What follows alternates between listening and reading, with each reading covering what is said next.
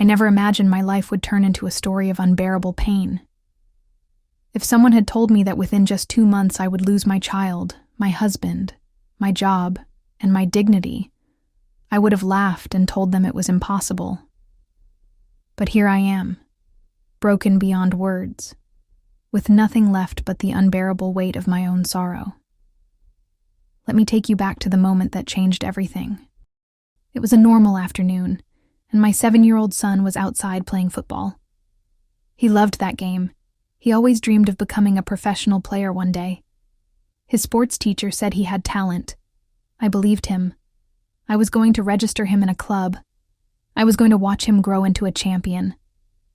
But fate had other plans. His laughter filled the air as he kicked the ball across the yard that fateful day, his tiny legs running with all the energy of a child who believed he had his whole life ahead of him. I stood in the doorway, watching him with a smile, reminding him to be careful. He looked at me and grinned, the kind of smile only an innocent child can give. And then, in a heartbeat, everything changed. The ball rolled onto the road. My heart jumped, and I opened my mouth to call out to him, but before I could say anything, his small legs were already moving. He ran after it, and then screeching tires. A car, a blur, a sound I will never forget. By the time my feet moved, it was already too late. He was gone, just like that. Right in front of my house. Right in front of me. My baby. My heart. My everything. I don't remember how I got to him.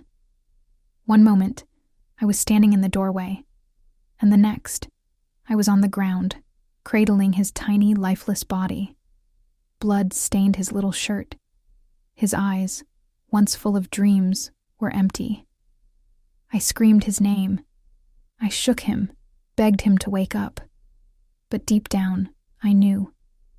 My baby was gone. People gathered, voices blurred. Someone called an ambulance. But nothing mattered. My son, my only child, was gone. I don't even remember calling my husband. But he arrived at the hospital, where they confirmed our son dead.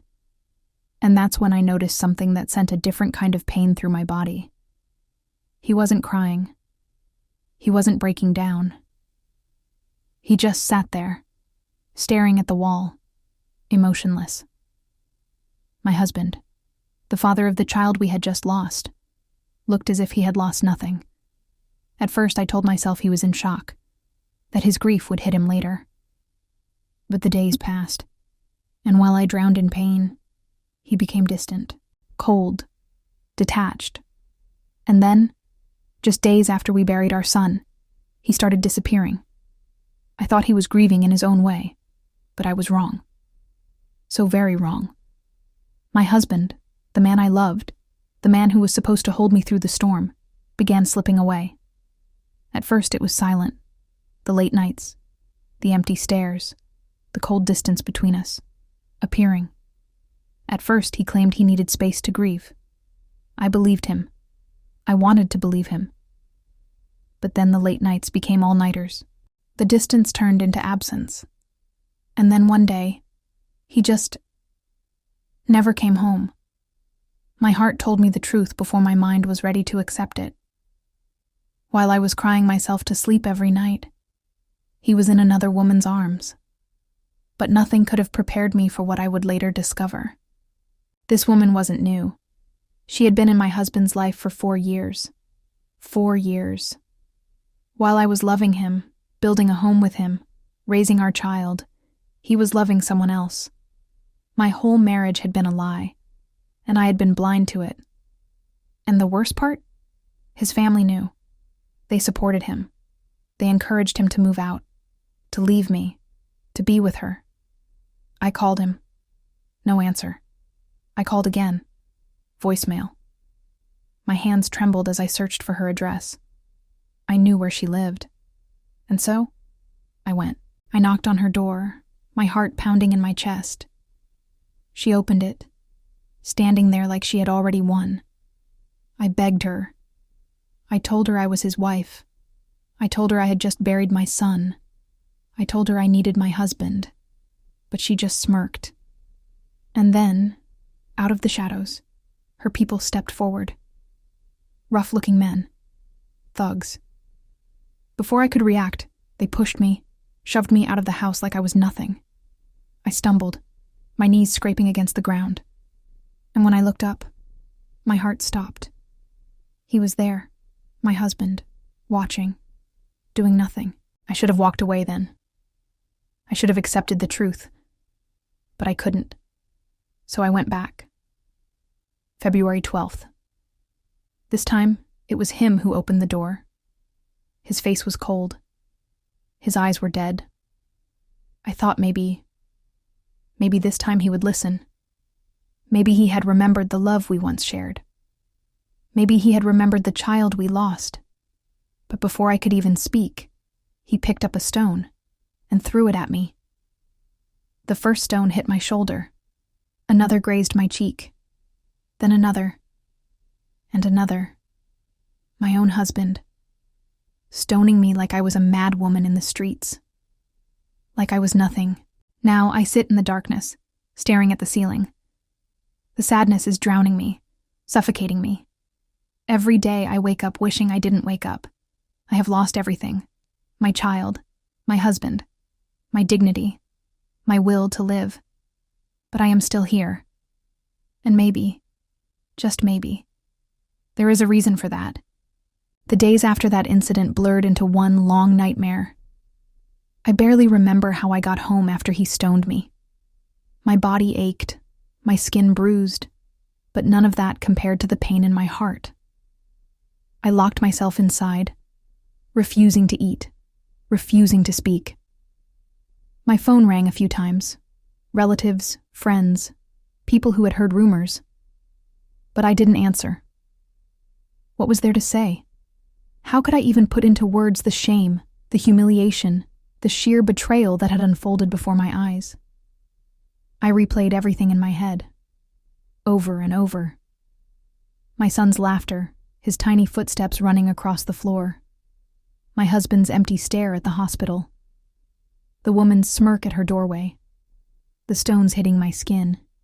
It all felt unreal, like a terrible dream I couldn't wake up from. But it was real.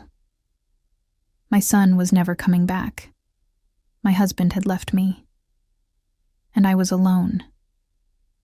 And as much as I tried to pull myself together, I couldn't. I stopped going to work.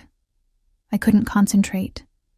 I couldn't think. Every time I sat at my desk, my mind would drift back to my son, to my husband, to the life I had lost. Days passed, then weeks. My boss was understanding at first. He told me to take my time, to process everything. But time wasn't helping.